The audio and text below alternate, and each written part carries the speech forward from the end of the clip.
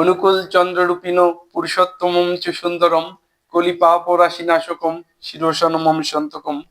প্রণাম জানাই গুরুকুলের সকল সদস্যের প্রতি। আজকে আমি যে বিষয়টা নিয়ে আলোচনা করব, বিষয়টা হচ্ছে যে আমাদের জগৎ সংসারে প্রতিটি মানুষ আমরা কিন্তু ধর্ম সম্বন্ধে জ্ঞান কিছু না কিছু রেখেছি। যারা সুস্থ আছি মোটামুটি, শুধু পাগল ছাড়া সকল মানব জাতি কিছু ধর্মীয় জ্ঞানে অবগত, কিন্তু তথাপিও কর্মের দিকে যখন যায় তখন কিন্তু তারা বা প্রতিটা মানুষ আমরা ঠিক মতো কর্তব্য কর্ম করতে পারছি না। এর কারণটা কি, কেন সেটা সম্ভব হচ্ছে না? তো প্রথমে আমরা একটু শ্লোকের দিকে যাই। গীতা, গর্ভগীতায় এ ব্যাপারে কি বলছেন ভগবান শ্রীকৃষ্ণ 2 নম্বর শ্লোকে, যে সেটা না পারার কারণটা, যে মানব মূঢ় অন্ধস্য সংসার অস্যি বিলিয়ত্তে আশায়াস্তি না জায়াতি প্রাণাং ধন সম্পদম। যে আসলে মানব বা মানুষেরা আমরা কি মূর্খ।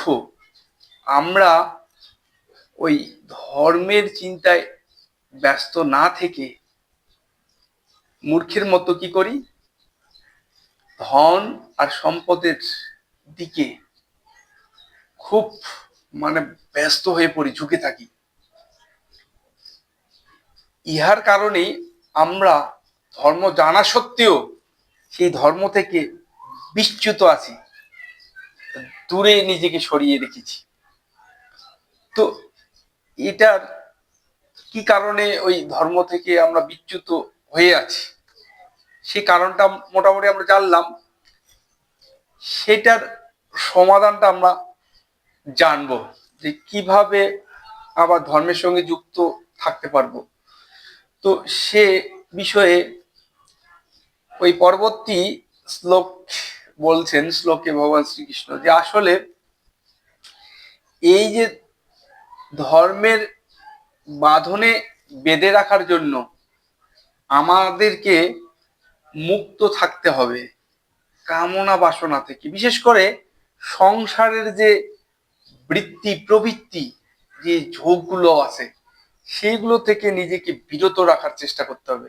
আর তারও পূর্বে যেটা সর্বাগ্যে প্রয়োজন, যে গুরুর দেয়া বীজ মন্ত্রে দীক্ষা গ্রহণ করা, সেটা করতে হবে সর্বশেষ অবতার যিনি আছেন তিনাকে ধরলে, যে ধরার যে এই যে সঠিক ধরাটা, প্রভু রূপে বা ভগবান রূপে যিনি এসেছে সঠিক তাকে ধরার যে কর্মটা আমাদের, সেটা আগে ঠিক করতে হবে। সেটা ঠিক করার পরবর্তীতে যে কর্তব্য কর্মগুলো, যেগুলো সদ্গুরু রূপে ঠাকুর বা ভগবান শ্রী অনুকূল চন্দ্র রূপে এসেছেন, তাকে ধরার মধ্য দিয়ে সেই কর্তব্য কর্মগুলো ঠিক ঠিক পালন করার চেষ্টা করতে হবে। বিশেষ করে ঠাকুর বললেন যে আমাদের যে মুক্ত হতে গেলে, ঠাকুর এ ব্যাপারে বাণী দিয়ে দিলেন যে নিজের মাঝে মুক্তি খুঁজে পায়নি কো যারা, আর সবারে মুক্তি দেবে কেমন করে তারা। যারা মুক্ত হয়নি তারা কিভাবে মুক্তি দিবে? এ কারণেই মুক্ত হতে হবে, তারাই মুক্তি আমাদের দিতে পারে। তাহলে মুক্ত মানে বন্ধন থেকে, সংসারে থাকা যাবে কিন্তু সংসার যেন আমাদের মধ্যে না থাকে। তাই বাণী দিলেন, থাকবি সংসারের আর কাজ করবি ভগবানের। তুমি ভগবানের পিছনে ছুটো আর ভগবান তোমার পিছে পিছে ছুটবে। সংসারে থাকো ক্ষতি নাই, কিন্তু সংসার তোমাতে যেন না থাকে। রামকৃষ্ণ ঠাকুরও এই ব্যাপারে বলছেন যে ওই জলে নৌকা থাক, কিন্তু নৌকাতে যেন জল না থাকে। তো বিষয়টা আমাদের এইভাবে বোঝা যাবে যে আমরা এই সংসারে থাকি, কিন্তু সংসার মতো বন্ধন যেন আমাদের মধ্যে না থাকে, মানে সন্ন্যাসের মতো ভাব। সম্যক রূপে মন ন্যস্ত করার নাম সন্ন্যাস। খালি সন্ন্যাস মানে বনে গিয়ে সন্ন্যাস এমনটা নয়, সন্ন্যাস সংসারের মধ্যেও হতে পারে। এই সম্যক রূপে মন ন্যস্ত করা। গেরুয়া পরে বেড়ালেই সন্ন্যাসী তুমি হবে, ইষ্ট নিষ্ঠ সদাচারী সন্ন্যাসী তুমি তবেই। প্রীতিপূর্ণ দীপ্ত হৃদয় অনুকম্পী চর্যা আবেগ। স্বভাব সন্ন্যাসী হতে গেলে লাগে না তাহার সন্ন্যাস ভেগ। সে কারণেই সন্ন্যাস এই গৃহের মধ্যে নিয়ে চলতে হবে। আসলে আপনারা দুর্যোধনের কথা জানেন, রাবণের কথাও জানেন, যে তারা কিন্তু ধর্ম জানতেন। এদের মধ্যে দুর্যোধনও বেদ সম্বন্ধে জ্ঞান দেখেছিলেন, কিন্তু সে পথে চলতে পারেননি।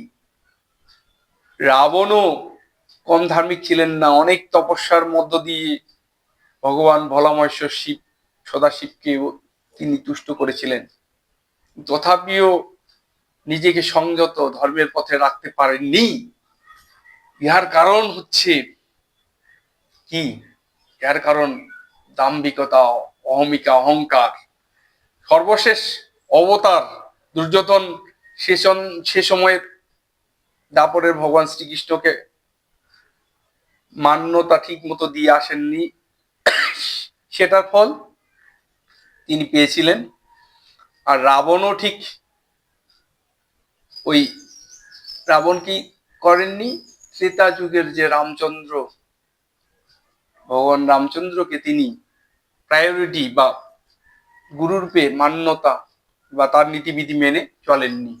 যুগোপযোগী অবতারকে নেগলেন্সি করার ফলেই ত্রেতায় রাবণ বিপদে পড়েছিলেন, আর তারপরে দুর্যোধনও বিপদে পড়েছিলেন। সে কারণে একটা বাণী দিয়েছিলেন ঠাকুর অনুকূল চন্দ্র। সে সময় বাণীর গুরুত্ব এতটাই গুরুত্বপূর্ণ যে না বললেই সেই বিষয়টা নয়। বাণীটা হচ্ছে এরকম: বিদ্যা বুদ্ধি যাই না থাক, হোস যদি তুই ইষ্ট হারা, দুর্যোধন আর রাবণের মতো সবংশে তুই যাবি মারা। আসলে বিদ্যা মানে ওই জ্ঞান, তত্ত্ব জ্ঞান বা ধর্মীয় জ্ঞান তোমার চাই না থাক, হোস যদি তুই ইষ্ট হারা, মানে ইষ্ট মানে মঙ্গলময় হারা বা তার নিয়ম বিধির বহির্ভূত হই।